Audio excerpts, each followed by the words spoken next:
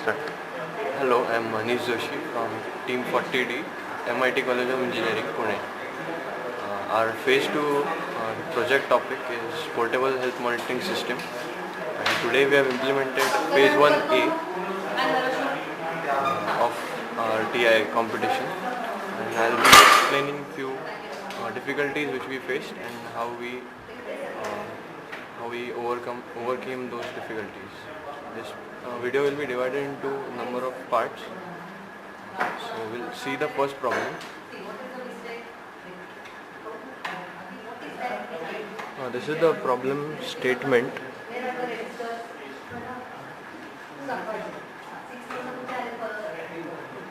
This is the problem statement.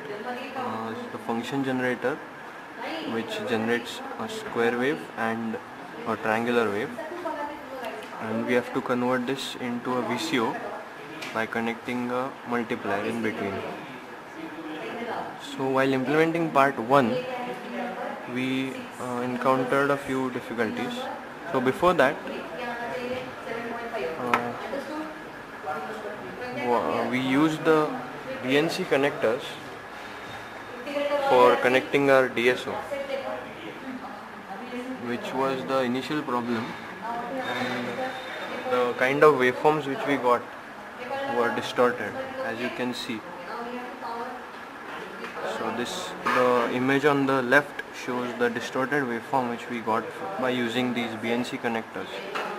So we switched over to the compensated probes provided with the DSO. So with these probes we were able to get the actual waveform, which was considerably improved as compared to the waveform which we got by the DNC connectors.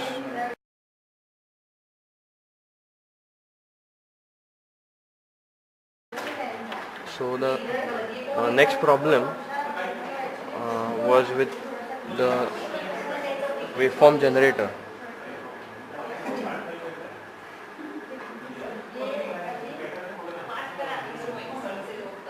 As you can see, we implemented the waveform generator in the TINA software, and after we run this, we can see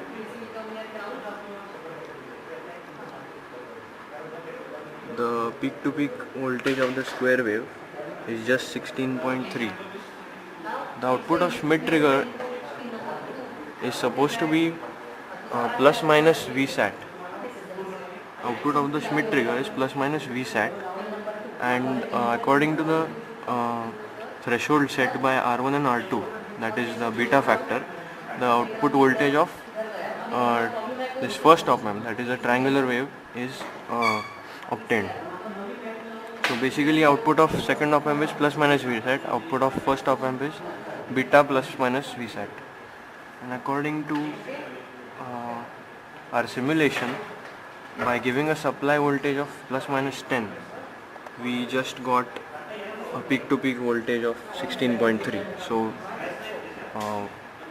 we went to the data sheet of TL082, and we verified that for supply voltage of plus minus 10, the peak output voltage is supposed to be around plus minus 8.75, that is peak to peak 17.5, but what we were getting in simulation was quite less, 16.45. Even we verified in our hardware by giving a supply voltage of plus minus 10, we were able to get only 14.8 to 15 volts peak to peak of the square wave output, as you can see on the DSO. So this was the problem which we faced in simulation as well as hardware, and in part 2 I'll explain the solution which we found out for this.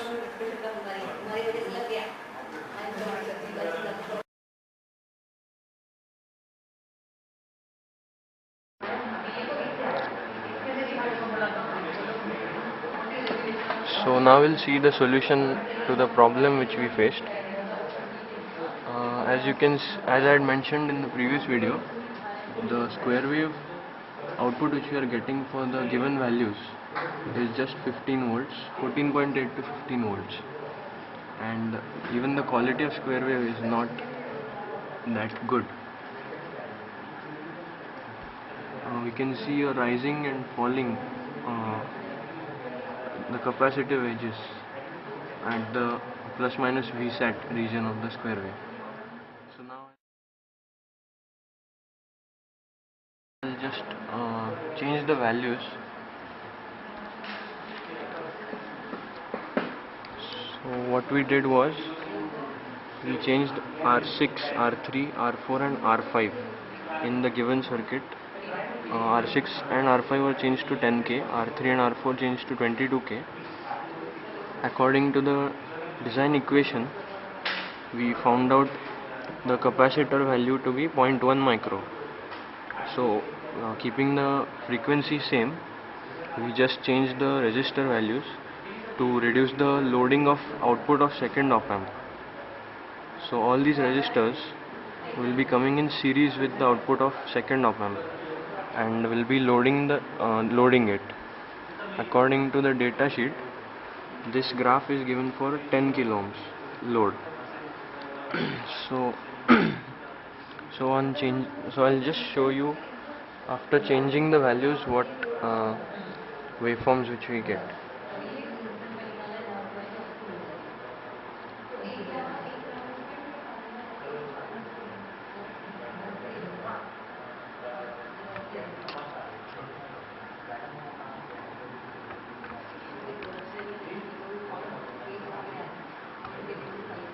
So now I'm connecting 22K instead of 2.2. I've connected the capacitor from 1 micro to 0.1.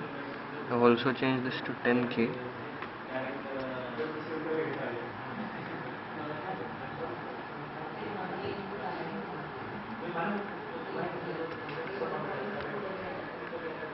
So now we've connected all the new design values.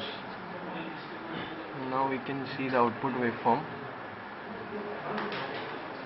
It shows 17.4 volts peak to peak of the square wave, as you can see, and even the quality of the square wave has improved. There are no capacitive edges on plus minus Vsat, and the frequency is remaining same as 1K, so there is no change in the time period.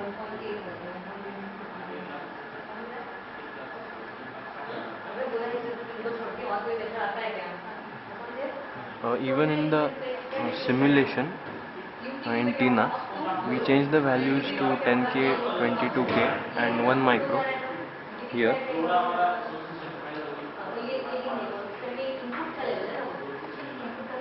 And in the simulation, as you can see, the peak to peak voltage is 17.45 even in the simulation.